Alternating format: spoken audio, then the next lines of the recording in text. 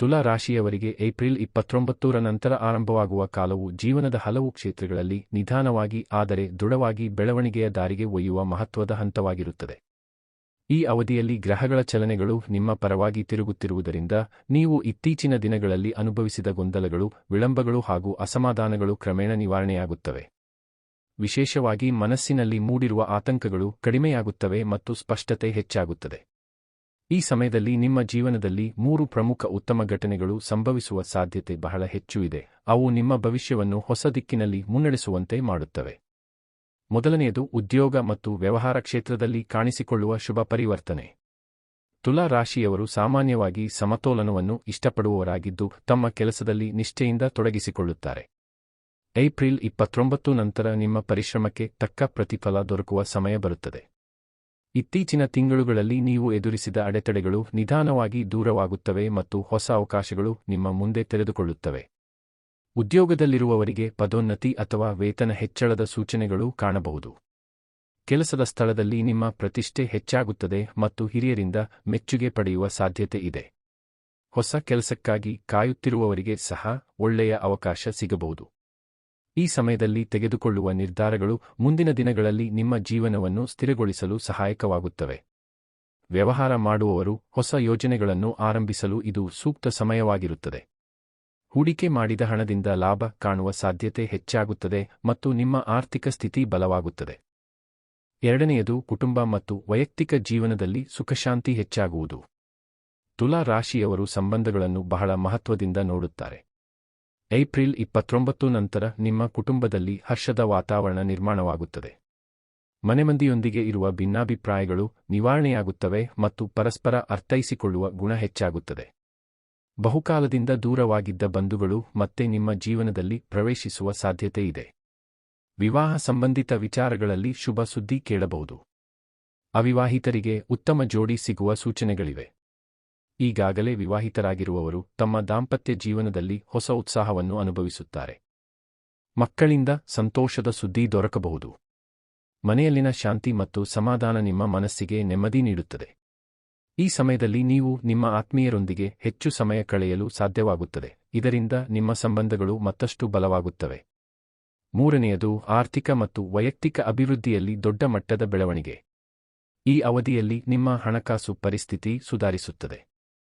ನೀವು ಮಾಡಿದ ಹಳೆಯ ಹೂಡಿಕೆಗಳು ಲಾಭ ತರುತ್ತವೆ. ಅನಿರೀಕ್ಷಿತವಾಗಿ ಹಣದ ಆಗಮನವೂ ಸಂಭವಿಸಬಹುದು. ನೀವು ಹೊಸ ಆದಾಯ ಮಾರ್ಗಗಳನ್ನು ಕಂಡುಕೊಳ್ಳುವ ಸಾಧ್ಯತೆ ಇದೆ. ನಿಮ್ಮ ಖರ್ಚುಗಳಲ್ಲಿ ನಿಯಂತ್ರಣ ಸಾಧಿಸಲು ಸಾಧ್ಯವಾಗುತ್ತದೆ ಮತ್ತು ಉಳಿತಾಯದ ಪ್ರಮಾಣ ಹೆಚ್ಚುತ್ತದೆ. ಈ ಸಮಯದಲ್ಲಿ ನೀವು ನಿಮ್ಮ ಭವಿಷ್ಯದ ಬಗ್ಗೆ ಯೋಜನೆ ರೂಪಿಸಲು ಪ್ರೇರಿತರಾಗುತ್ತೀರಿ. ಮನೆ, ವಾಹನ ಅಥವಾ ಇನ್ನಿತರ ಆಸ್ತಿಗಳನ್ನು ಖರೀದಿಸಲು ಯೋಚಿಸುವವರು ಈ ಸಮಯದಲ್ಲಿ ಮುಂದಾಗಬಹುದು. ವೈಯಕ್ತಿಕ ಬೆಳವಣಿಗೆಯ ದೃಷ್ಟಿಯಿಂದ ನೀವು ಹೊಸ ಕೌಶಲ್ಯಗಳನ್ನು ಕಲಿಯಲು ಮುಂದಾಗುತ್ತೀರಿ. ನಿಮ್ಮ ಆತ್ಮವಿಶ್ವಾಸ ಹೆಚ್ಚಾಗುತ್ತದೆ ಮತ್ತು ನೀವು ತೆಗೆದುಕೊಳ್ಳುವ ನಿರ್ಧಾರಗಳಲ್ಲಿ ಧೈರ್ಯ ಕಾಣಿಸುತ್ತದೆ. ಜೀವನದ ಗುರಿಗಳನ್ನು ಸಾಧಿಸಲು ನೀವು ಹೆಚ್ಚು ಗಮನಹರಿಸುತ್ತೀರಿ.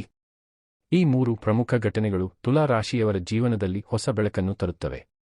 ಆದರೆ ಇದರ ಜೊತೆಗೆ ನೀವು ಗಮನಿಸಬೇಕಾದ ಕೆಲವು ವಿಷಯಗಳೂ ಇವೆ. ಯಾವುದೇ ನಿರ್ಧಾರವನ್ನು ತೆಗೆದುಕೊಳ್ಳುವಾಗ ಆತುರಪಡದೆ ಯೋಚಿಸಿ ಮುಂದೆ ಸಾಗುವುದು ಉತ್ತಮ. ನಿಮ್ಮ ಆರೋಗ್ಯದ ಕಡೆಗೂ ಗಮನ ಹರಿಸಬೇಕು. ಮಾನಸಿಕ ಒತ್ತಡವನ್ನು ನಿಯಂತ್ರಿಸಲು ಧ್ಯಾನ ಅಥವಾ ಯೋಗವನ್ನು ಅನುಸರಿಸುವುದು ಉತ್ತಮ ಫಲಿತಾಂಶ ನೀಡುತ್ತದೆ. ನಿಮ್ಮ ಸುತ್ತಲಿನ ಜನರೊಂದಿಗೆ ಸದಾ ಸಕಾರಾತ್ಮಕವಾಗಿ ನಡೆದುಕೊಳ್ಳುವುದು ನಿಮ್ಮ ಬೆಳವಣಿಗೆಗೆ ಸಹಾಯಕವಾಗುತ್ತದೆ. ಒಟ್ಟಿನಲ್ಲಿ ಏಪ್ರಿಲ್ 29 ನಂತರ ತುಲಾ ರಾಶಿಯವರಿಗೆ ಶುಭಫಲಗಳ ಕಾಲ ಆರಂಭವಾಗುತ್ತದೆ ಎಂದು ಹೇಳಬಹುದು.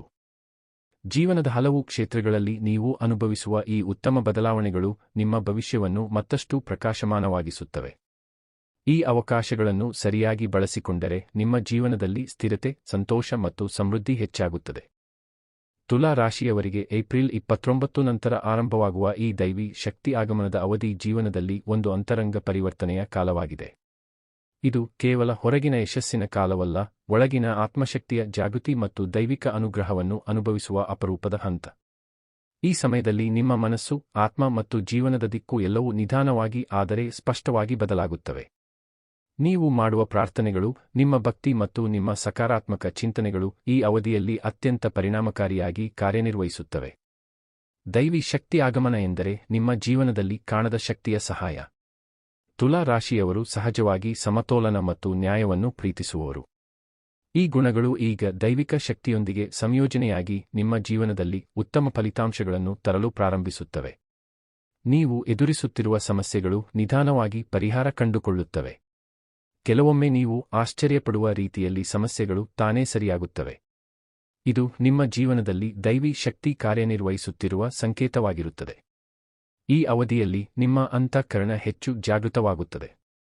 ನೀವು ತೆಗೆದುಕೊಳ್ಳುವ ನಿರ್ಧಾರಗಳು ಹೆಚ್ಚು ಸರಿಯಾಗಿರುತ್ತವೆ. ನೀವು ಯಾವ ದಾರಿಯಲ್ಲಿ ಸಾಗಬೇಕು ಎಂಬುದರ ಬಗ್ಗೆ ಸ್ಪಷ್ಟತೆ ದೊರಕುತ್ತದೆ. ಬಹುಕಾಲದಿಂದ ಮನಸ್ಸಿನಲ್ಲಿ ಇದ್ದ ಗೊಂದಲಗಳು ದೂರವಾಗುತ್ತವೆ. ನೀವು ನಿಮ್ಮ ಜೀವನದ ಗುರಿಗಳನ್ನು ಹೆಚ್ಚು ಸ್ಪಷ್ಟವಾಗಿ ಕಾಣಲು ಪ್ರಾರಂಭಿಸುತ್ತೀರಿ. ಇದು ದೈವಿ ಶಕ್ತಿ ನಿಮ್ಮನ್ನು ಸರಿಯಾದ ದಿಕ್ಕಿನಲ್ಲಿ ಮುನ್ನಡೆಸುತ್ತಿರುವ ಸೂಚನೆ.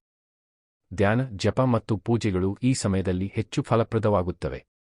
ನೀವು ಯಾವ ದೇವತೆಯನ್ನಾದರೂ ಭಕ್ತಿಯಿಂದ ಆರಾಧಿಸಿದರೆ ಅದರ ಫಲಿತಾಂಶಗಳನ್ನು ತ್ವರಿತವಾಗಿ ಕಾಣಬಹುದು. ಮನೆಮಂದಿಯಲ್ಲಿ ಧಾರ್ಮಿಕ ವಾತಾವರಣ ಹೆಚ್ಚಾಗುತ್ತದೆ. ದೇವಾಲಯಗಳಿಗೆ ಭೇಟಿ ನೀಡುವ ಆಸಕ್ತಿ ಹೆಚ್ಚಾಗುತ್ತದೆ. ನಿಮ್ಮ ಮನಸ್ಸಿನಲ್ಲಿ ಶಾಂತಿ ಮತ್ತು ಸಮಾಧಾನ ನೆಲೆಸುತ್ತದೆ. ಈ ಶಾಂತಿ ನಿಮ್ಮ ಜೀವನದ ಇತರ ಕ್ಷೇತ್ರಗಳಲ್ಲಿಯೂ ಸಕಾರಾತ್ಮಕ ಪರಿಣಾಮ ಬೀರುತ್ತದೆ.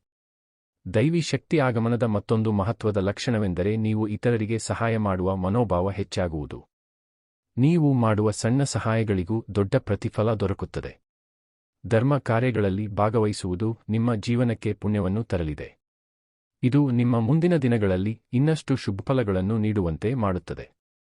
ನಿಮ್ಮ ಸುತ್ತಲಿನ ಜನರು ನಿಮ್ಮಿಂದ ಪ್ರೇರಣೆ ಪಡೆಯುತ್ತಾರೆ. ಈ ಸಮಯದಲ್ಲಿ ನೀವು ಅನುಭವಿಸುವ ಕೆಲವು ಘಟನೆಗಳು ಅತೀ ವಿಶೇಷವಾಗಿರಬಹುದು. ಉದಾಹರಣೆಗೆ, ನೀವು ನಿರೀಕ್ಷಿಸದ ರೀತಿಯಲ್ಲಿ ಒಳ್ಳೆಯ ಸುದ್ದಿ ಕೇಳಬಹುದು.